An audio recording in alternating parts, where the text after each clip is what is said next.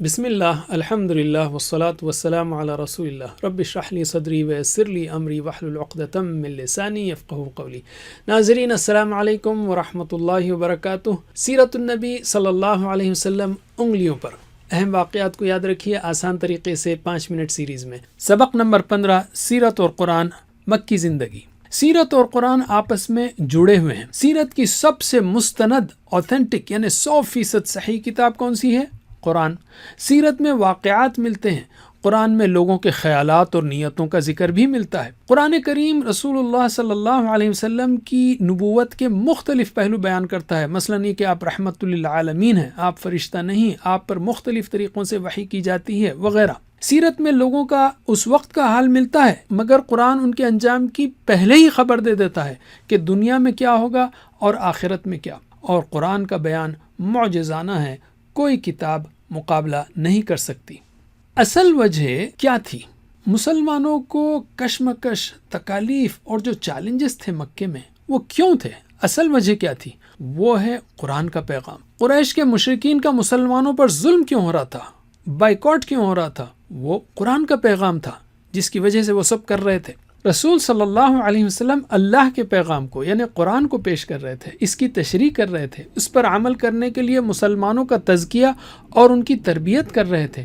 آپ صلی اللہ علیہ وسلم چلتا پھرتا قرآن تھے، قرآن کا عملی نمونہ تھے۔ واقعات بدل سکتے ہیں لیکن آج بھی وہی چیلنجز ہیں۔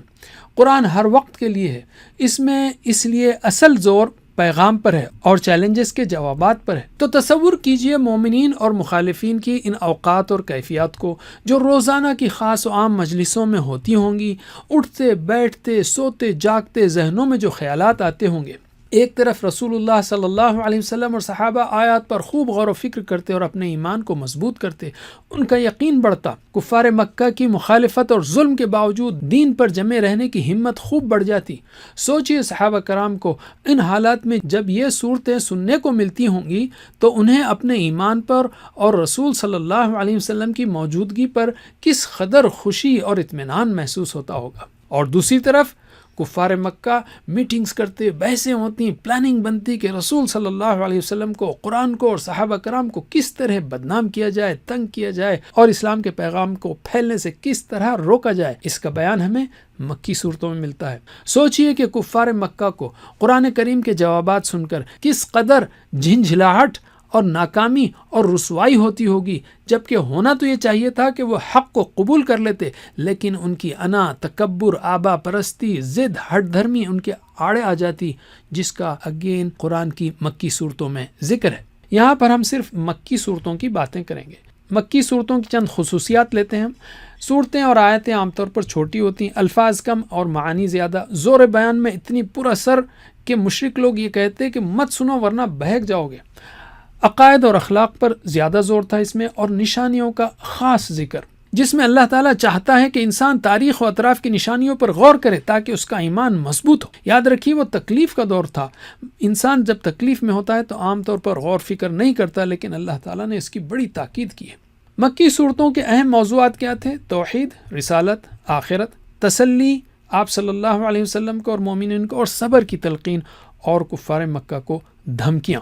مشرکین مکہ کے شرک کے چند نمونے ہیں، جیسے وہ ذات میں شرک کرتے تھے، اللہ کے لیے بیٹیاں قرار دیتے تھے، صفات میں شرک کرتے تھے، کہتے کہ بت ان کی بات سنتے ہیں، ان کی ضرورتیں پوری کرتے ہیں، حقوق میں شرک کرتے تھے، بتوں کے آگے جھکتے عبادت کرتے، اختیارات میں شرک کرتے تھے، انہیں کھانے وغیرہ میں حلال و حرام کی انہوں نے خود سے پابندیاں بنا لی تھی۔ تو اللہ تعالیٰ نے اس میں توحید پر دلائل دیے ہیں قرآن کے ذریعے مسلسل طرح طرح سے۔ مثلا اللہ نے دنیا کی ہر چیز پیدا کی، ساری دنیا کا انتظام اسی کا ہے، ہر چیز اسی کی محتاج ہے، اور انسانی فطرت ہے کہ مصیبت میں اسی کو پکارتا ہے، اور اس ساری کائنات میں ربط ہے، مثلا سورج کا فاصلہ اور روشنی ایسی ہے کہ زمین پر زندگی ممکن ہو سکے وغیرہ۔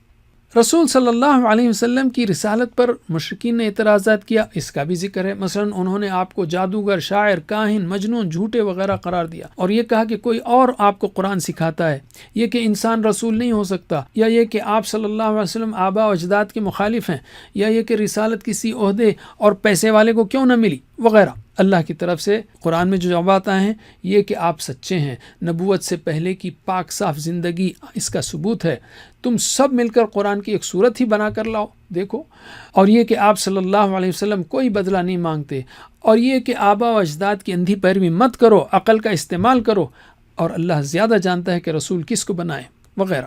علم آخرت پر ان کے اعتراضات کا جواب دیا کہ وہ کہتے تھے دنیا صرف یہی ہے، یہ کھیل تماشا ہے، مرنے کے بعد مٹی میں مل جائیں گے، پھر زندگی ممکن نہیں ہے۔ وہ کہتے تھے کہ آبا و اجداد کو زندہ کر کے بتاؤ وغیرہ۔ اللہ تعالیٰ نے آخرت کی دلیلیں دی، فرمایا ہر چیز مقصد کے تحت پیدا کی گئی ہے، وہ کامل صفات کا مالک ہے، اس میں کوئی نقص نہیں، وہ بے مقصد چیز نہیں کرے گا۔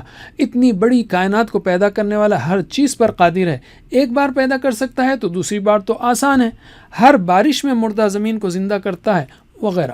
یاد رکھیے قرآن روزانہ پڑھا جاتا ہے، بار بار پڑھا جاتا ہے، نمازوں میں سنا جاتا ہے، تو قرآن کو سمجھ کر پڑھیے، اللہ کا پیغام بھی سمجھ میں آئے گا اور سیرت رسول صلی اللہ علیہ وسلم کے کئی پہلو بھی۔ جزاکم اللہ خیر، کوئز کرنا مت بھولیے۔ والسلام علیکم ورحمۃ اللہ۔